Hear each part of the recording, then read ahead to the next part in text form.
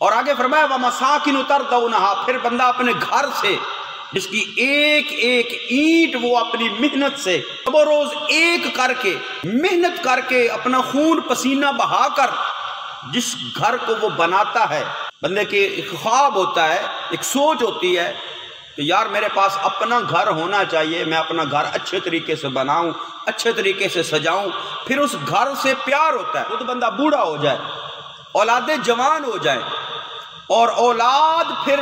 جب وہ اکٹھی نہیں رہتی، یہ معاشرے کے اندر ایک سسٹم ہے کہ جب اولادیں جوان ہوتی ہیں، ان کی شادیاں ہوتی ہیں، پھر وہ ان کے لیے اکٹھا رہنا مشکل ہو جاتا ہے، پھر وہ اکٹھا نہیں رہتے، جب اکٹھا نہیں رہتے پھر وہ کہتے ہیں اپنے باپ سے ابا انہیں مکان بیچ کے سانو حصہ دے۔ پھر وہ باپ جس نے محنت سے مشقت کر کے شب و روز ایک کر کے اپنا پیٹ کاٹ کر، پیٹ کس طرح کاٹتا ہے کہ جیب میں پیسے ہونے کے باوجود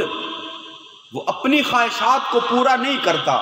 وہ کنجوس نہیں ہوتا، بلکہ وہ باپ ہوتا ہے، وہ اپنی اولاد کے لیے آسائشیں بناتا ہے۔ اتنی محنت کرنے کے بعد جب وہ گھر بناتا ہے، اس کو سنوارتا ہے، اس کو سجاتا ہے،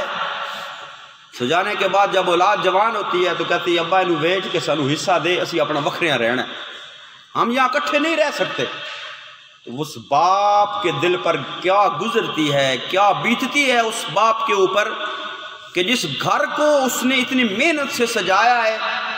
اولاد اس کو بیچنے پر آ جاتی ہے۔ یعنی اس باپ کو اس گھر سے پیار ہوتا ہے کیونکہ اس کی ایک ایک اینٹ کے اندر جو ہے وہ اس کی محنت ہوتی ہے،